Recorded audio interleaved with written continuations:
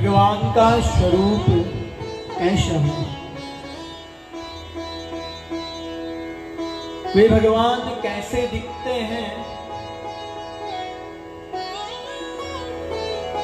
आइए उन प्रभु को प्रणाम करते हुए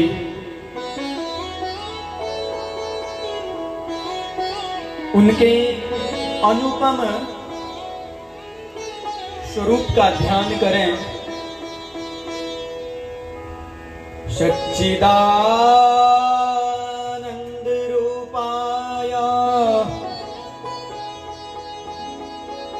विश्वोत्पत्त्यादि हेतवे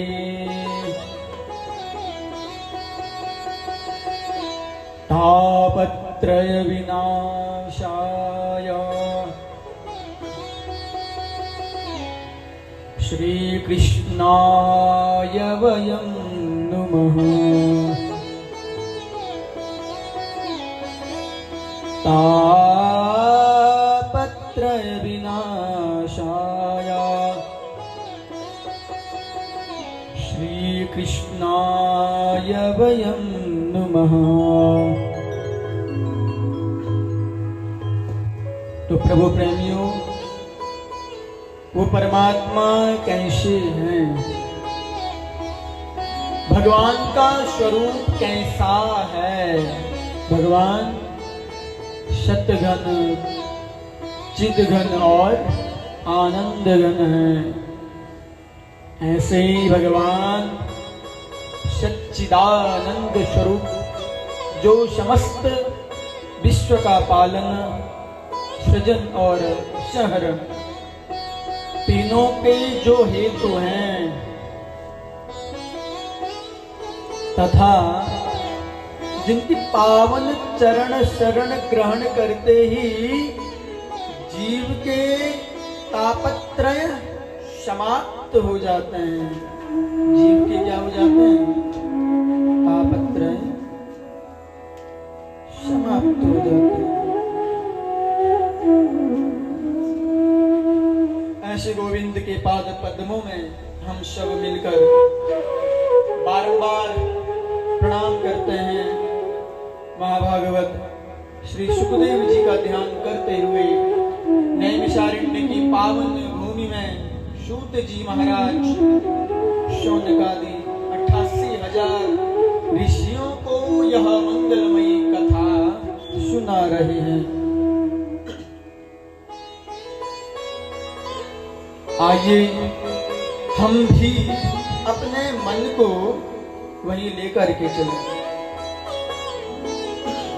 88,000 ऋषियों के मध्य श्री शौनक जी प्रधान श्रोता बनकर सबका प्रतिनिधित्व कर रहे हैं। और देखिए शौनक जी की एक बड़ी विशेषता कि जो आयु में क्या है, बहुत छोटे हैं। ऐसे सूत जी महाराज व्यासपीठ पर सुशोभित हो रहे हैं। शौनक जी आयु में बड़े हैं, वे वृद्ध होकर भी श्रोता बनकर बैठे हैं। और इनकी विशेषता यह है कि कथामृतिरसा स्वाद कुशलः, भगवान का कथामृत पान करने में परम कुशल हैं। और जब श्रोता बनकर बैठते हैं तो भगवान महान विद्वान और वयोवृद्ध होकर भी एकदम अनविज्ञ बन जाते हैं। इनकी कुशलता है। आज शौनक जी सूत जी को नमन करते हुए पूछते हैं कि हे सूत जी महाराज, अज्ञान ध्वांत विध्वंसा कोटि सूर्य समप्रभा श्रुताख्या हि कथा सारम् मम कर्णिरसायनम्। हे सूत जी महाराज, हम लोगों के हृदय में अज्ञान का घोर अंधकार व्याप्त है। यह त्रिभुवन के अंधकार को दूर करने में तो भगवान सूर्य समर्थ हैं, पर जीव के हृदयगत अज्ञान अंधकार को भगवान सूर्य की किरणें दूर नहीं कर सकती है। सूत जी महाराज उस अज्ञान के अंधकार को ध्वस्त करने के लिए आपके पास करोड़ों सूर्य के समान ज्ञान का प्रकाश है। उस ज्ञान की एक किरण को हम लोगों के हृदय पटल पर भी डाल दीजिए, जिससे हमारा अज्ञान तिमिर ध्वस्त हो जाए। हम यह जानना चाहते हैं कि भक्ति, ज्ञान और वैराग्य को बढ़ाने के लिए वैष्णव लोग क्या करते हैं। ऐसा कौन सा कार्य किया जाए जिससे माया मोह का निवारण हो जाए। देखिए महाराज, अब घोर कलिकाल आ गया है,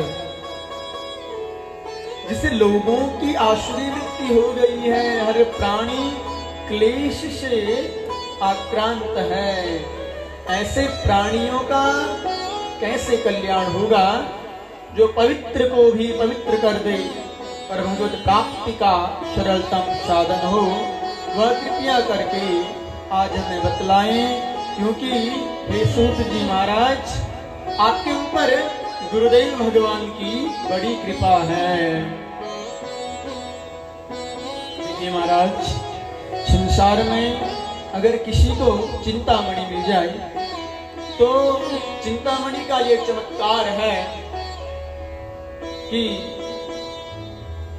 उसके सामने जिस वस्तु का चिंतन करो वही वस्तु चिंतामणि क्या कर देती है, प्रदान कर देती है। और स्वर्ग में जो कल्प वृक्ष है, उस कल्प वृक्ष का भी अद्भुत चमत्कार है। उसके नीचे जो कल्पना करो तो वह स्वर्ग की संपत्ति को भी प्रकट कर देगा। लेकिन महाराज, चिंतामणि और कल्प वृक्ष में भी यह सामर्थ्य नहीं कि वह परमात्मा को प्रकट करके दिखा दे, यह ब्रह्म का साक्षात्कार करा दे। यह सामर्थ्य तो केवल गुरुदेव भगवान की कृपा में छाया में है, और वह आपको सदा प्राप्त है। इसलिए शौनकादि कहते हैं कि हे सूत जी महाराज, आपके लिए कुछ भी दुर्लभ नहीं है। जो बड़े बड़े योगियों को दुर्लभ वैकुंठ है, वह भी गुरु कृपा से अति सुलभता से प्राप्त हो सकता है। चिंता मणिलोक सुखम सुरद्रोह स्वर्ग संपदम प्रयच्छति गुरु प्रीतो वैकुंठम योगी दुर्लभम।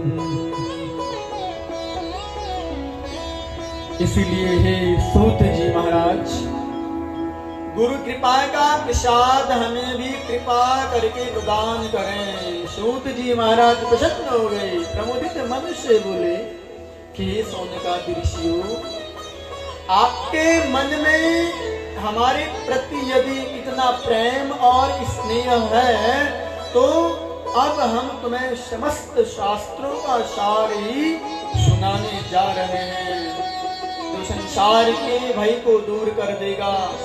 इसे आप सावधान होकर के सुनिए। और सावधान कर दिया।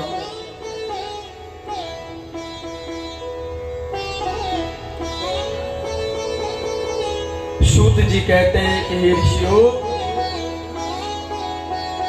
संसार में सबसे बड़ा डर है मृत्यु का। मरने का भय प्रत्येक प्राणी को भयाक्रांत रखता है, और इसी का नाम मृत्यु लोक। जो आया उसका जाना सुनिश्चित है। संसरतीति संसारः यह सरकता रहता है, खिसकता रहता है। कोई कितना भी पकड़ने का प्रयास करे, यह किसी की पकड़ में नहीं आता। तो संसार सरक रहा है और हम चाहते हैं कि संसार ऐसा ही बना रहे हमारे साथ, और हमारे चाहने पर भी जब हमसे खिसक जाता है तो हमें बड़ा कष्ट होता है। इस संसार भय को समाप्त करने के लिए मां भागवत श्री सुखदेव जी महाराज ने श्रीमद् भागवत संहिता को कलिकाल में प्रकट किया।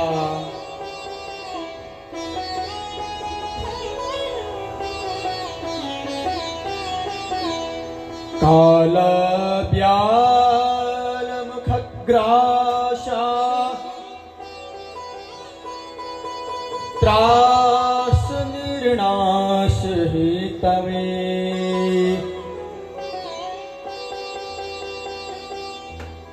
श्रीमद् भागवतं शास्त्रम् कलोकीरेण भाषितम्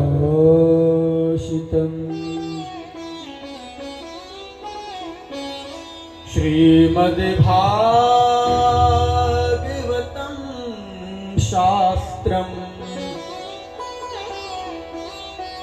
कलोकीरेण भाषितम्। देखिए महाराज, तोता बड़ा मीठा बोलता है। तोता कैसे बोलता है? बड़ा मीठा बोलता है, किंतु बोलता वही है जो उसे सिखाया जाता है। तो श्री सुखदेव जी महाराज ने भी जगत में कल्याणकारी भागवत रूपी फल को प्रदान तो किया, पर यह मनमुखी फल नहीं है। उन्हें भी आचार्य परंपरा से जो प्राप्त हुआ वही उन्होंने संसार को दिया। जब महाराज परीक्षित के सामने मृत्यु का भय उपस्थित हुआ, 7 दिन में मरना सुनिश्चित हो गया, तो वे अपने कल्याण का मार्ग खोजने लगे। उसी समय महामुनि सुखदेव जी ने श्रीमद् भागवत संहिता के द्वारा परीक्षित को भय मुक्त कर दिया। और जैसे ही गंगा के पावन तट पर श्री सुखदेव जी भागवत संहिता का प्रवचन करने के लिए विराजमान हुए, तो जैसे देवताओं को पता चला तो सभी देवता अमृत का कलश लेकर के आए और सुखदेव जी को प्रणाम करके अमृत का कलश सामने रख दिया। देवता बोले,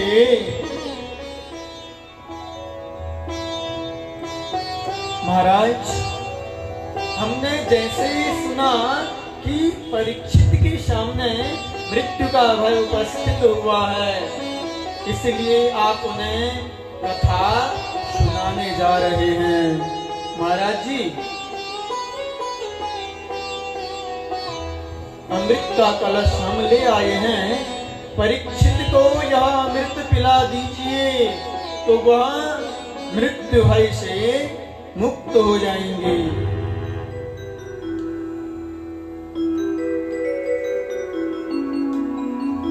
और सुखदेव जी को सुनकर बड़ा आश्चर्य हुआ कि देवता लोग इतने परमार्थी कब हो गए। इस मृत्यु लोक में तो आए दिन लोग मरते रहते हैं, न हमने बुलाया न परीक्षित ने पुकारा, तो फिर भी बिना बुलाए ही देवता अमृत ले आई। ये तो महान आश्चर्य है।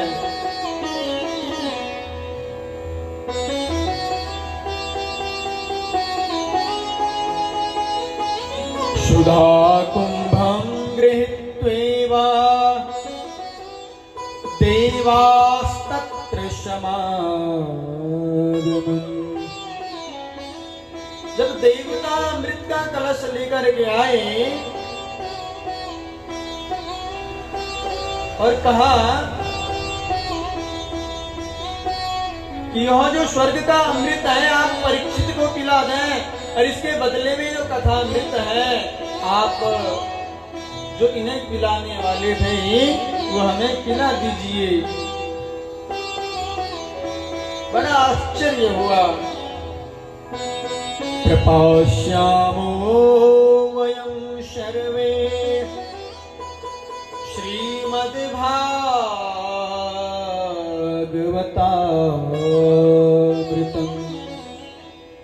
देवताओं ने यह प्रस्ताव रखा तो सुखदेव जी बड़ी जोर से हंसे और बोले, अरे ठगिया हो, तुम्हारे आते ही मैं समझ गया था कि कुछ गड़बड़ है। दधीची बाबा को दंडवत करने गए तो बदले में हड्डियां मांग लाए। तुम देवता लोग बड़े स्वार्थी हो, अपना कार्य करने में बड़े निपुण हो।